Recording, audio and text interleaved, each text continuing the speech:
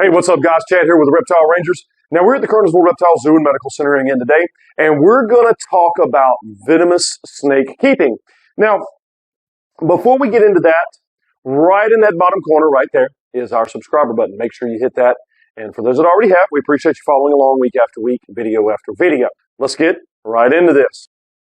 Okay, so venomous snake keeping is probably one of the most rewarding things that you can do inside of the herpetological world.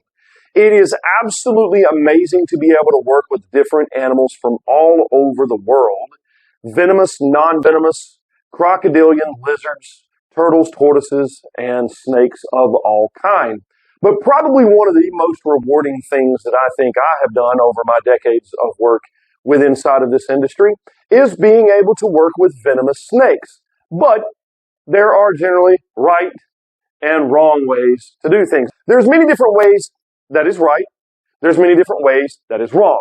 I'm not necessarily going to talk about all the rights and the wrong ways. We're just going to talk about venomous snake keeping as a general overview of just keeping venomous snakes. Now, the first thing that we would talk about is, first and foremost, before you go getting a venomous snake, get some experience. You know, that's one of the key things to this. It's not like just walking out and going, ooh, I just want to pick up a turtle and go home with it. Okay, that's fine. But when you're dealing with something that is loaded, hot, venomous, dangerous, deadly, whatever you want to call it, then there is a level of experience that you need to have with that in working with those types of animals. Get experience. Now, there is many different ways in which you can get experience working with somebody that's been keeping venomous for years.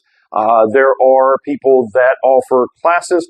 We have the only training course of its kind on the whole Eastern Seaboard, been doing it for almost 2 decades now. Full in-depth training course, and we've had many people from all over the country come and do this course over the many years. Now, there are other folks that have little training courses or, different, some of them are specific animals, some to specific markets. So you have other ways out there in which you can get experience. But the first thing that needs to happen is experience. And of course, experience comes with hands-on. Now, I don't mean literally hands-on, but I mean hands-on experience working with the different types of animals. Pick your mentors wisely, okay? And I'm not talking about, some nut job that has a YouTube channel that's out here free handling things all the time. I'm not saying you need to take your experience from them, because if they've been bit over and over and over and over and over and over and over again, then obviously they're doing that for show. They're doing it for their own personal ego, or they just doing it for the sheer giggles and thrills of working those animals, and they just don't care about their about their money or about their personal bodily health and all this other stuff. So there is right ways to do this, wrong ways to do this. And again, I'm not going to say that, and of course we're talking about free handling in a lot of cases. I'm not going to say necessarily free handling is a bad thing. I don't. If somebody wants to free handle, that's fine. I mean, it's your life, and it's your time with the animals. I can touch a non-venomous snake the same as I can touch a venomous snake. I can do the same things with a non-venomous that I can do with a venomous, or I can do the same things with a venomous I can do with a non-venomous. There's just a lot less medical bills that's going to be potentially involved with a non-venomous. The one problem I have with free handlers is they put up this disclaimer, I'm a professional, and most of them are far from true professionals. They're just arrogant, egotistical idiots. But I'm a professional, don't do this at home. What is the first thing most impressionable people are going to do? Do what they see somebody else doing. They're going to try it. We as professionals, or so-called professionals in some of their cases, in this industry, we have a responsibility. For one, when you have somebody doing something that they shouldn't be, the public sees that. You have different organizations that see that. Politicians see that. When they're keeping when they're not supposed to. Now, granted, that's on them. They shouldn't be keeping if they're not allowed to in the city, state, or county that they're in, whatever the case may be. But still, unfortunately, what happens is you have people wanting to copy the people that they idolize, okay? They idolize. And with great power comes great responsibility, and people should be more aware of what they're putting out for other folks to either copycat or to see within themselves. And I'll hold anybody's toes over the fire. We hold our own toes, our own staff, and all this other stuff. There are protocols that have to be held too. Because for one, we don't want to be, if you have a love for these animals and you have a love for this industry and the hobby, you don't want to be the cancer that eats away at the rights of the keeper.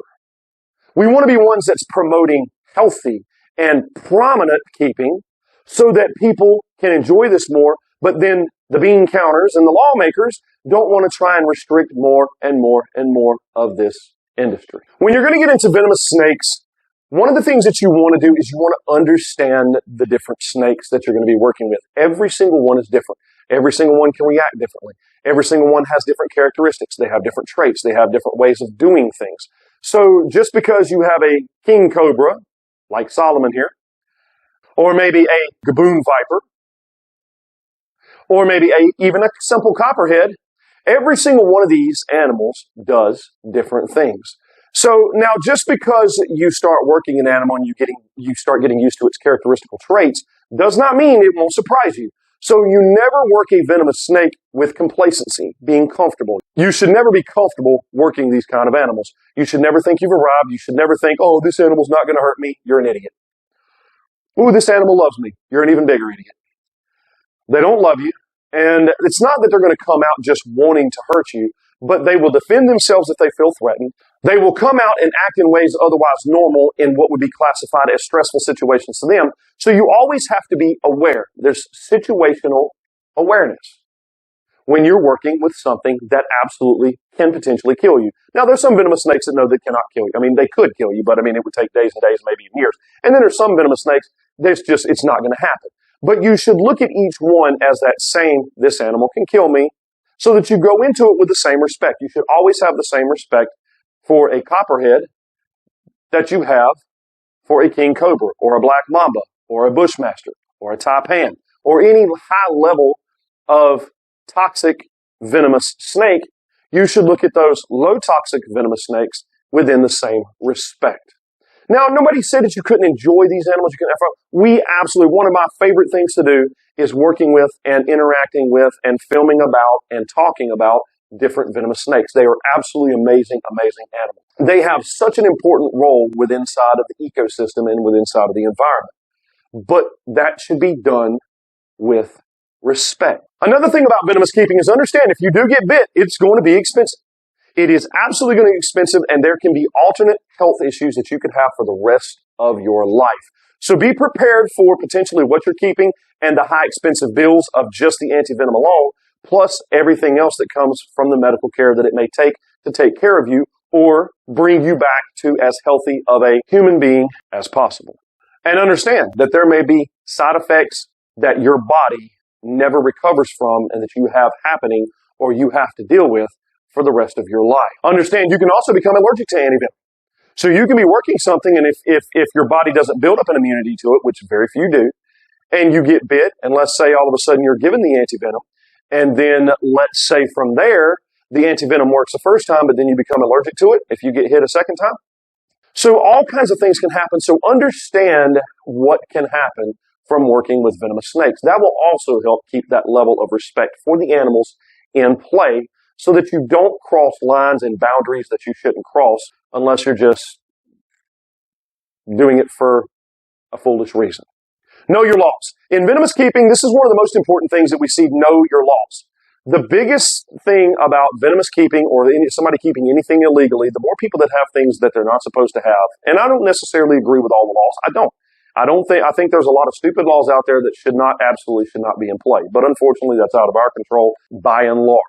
So know your laws. Understand what you're allowed to have, what you're not allowed to have, because if you have something that you're not allowed to have in an area where you're not allowed to have it, then it just gives politicians more fuel for fire for being able to make things permanently or semi-permanently illegal. The proper tools. When working with venomous snakes, you want the proper tools. Now, that doesn't mean you need to be in a full body suit with body armor and all this other stuff.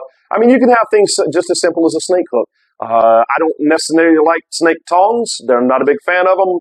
The old saying is snake tongs breaks bones. Most people don't realize the strength they have when they're under stress and they squeeze a little bit too hard. You can hurt those snakes. Snake hooks, great. Absolutely great. And I mean, most anybody that has experience can use a long stick or a snake hook to successfully work any venomous snake. But having proper tools, having proper equipment, and having the actual space you need to work the animal that you're wanting to work, okay? Understand that inside of your closet, inside of your bedroom, with furniture and all this other stuff, probably ain't the safest place or the smartest place to work it. So understand the types of snakes that you're wanting to work and understand the space that you need to safely work that animal for yourself and for the animal itself so that the animal doesn't get hurt. Never, ever should anybody ever work venomous snakes alone. And you should have protocols set in place.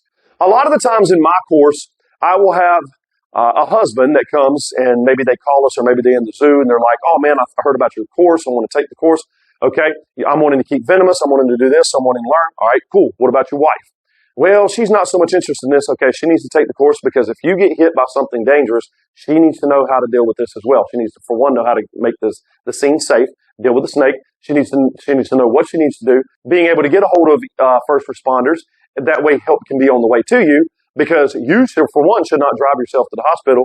Number two, it's best to stay put in most situations because an ambulance can get to you quickly unless you're just really close to a hospital. Then at least if nothing else, she can make the scene safe and she can take you directly to the hospital or vice versa, wife for husband, whatever. We've had some females that's a lot of females that's come through the course that's interested in keeping venomous snakes. And so it should always be done. You should never work a venomous snake alone. So that's why, at least in ours, we do it in teams.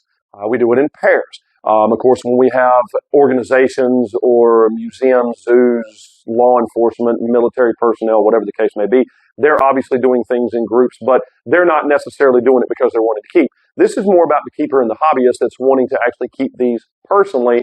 You should never work that animal alone, ever. It's just a safety thing because if you do get hit and you get hit by something that starts putting you out kind of quickly, or at least making you a little bit delirious a little bit quicker or getting foggy a little bit faster and your functions aren't working quite like they're supposed to, at least you have somebody that's coherent that can get you help quickly. Venomous snake keeping. Man, venomous snake keeping is absolutely awesome. It is an amazing, amazing hobby. It is one of the funnest things I think that I've done over my lifetime is to be able to just see and work with many different venomous animals from all over the world. But as we said before, the first thing about this is about respect for the animal and understanding what it's capable of, not wanting to work these things, not even wanting to have one as a pet because you want to look cool, you want to look cool for some stupid YouTube channel, or you wanting to start a YouTube channel, or you want to do any of that, because that's not the right reason to get into this. You're going to get hurt. However, one of the most rewarding things, and I'll say it again, inside of the herpetological world is being able to work with and keep venomous snakes. This is Chad here at the Kernersville Reptile Zoo, Medical Center, and Store. We appreciate you guys coming along and following along week after week after week. Feel free and write us in of other things you would like to see us film on, other topics. Our information will be in the description below. Also, check out our other social media. Instagram is Kernersville Reptile Zoo. TikTok channel is the Reptile Rangers. Of course, YouTube here is Reptile Rangers. And we have a Kernersville Reptile Zoo Facebook page. We do have the storefront, so we do sell all supplies and pets and all that wonderful stuff. We have the zoo here. Feel free to come and see us. And don't forget to hit the subscribe button, like button, and the bell for notification. Now, again, we appreciate you coming along week after week after week. We'll do the see you here at the zoo. We'll see you on the next episode. Later.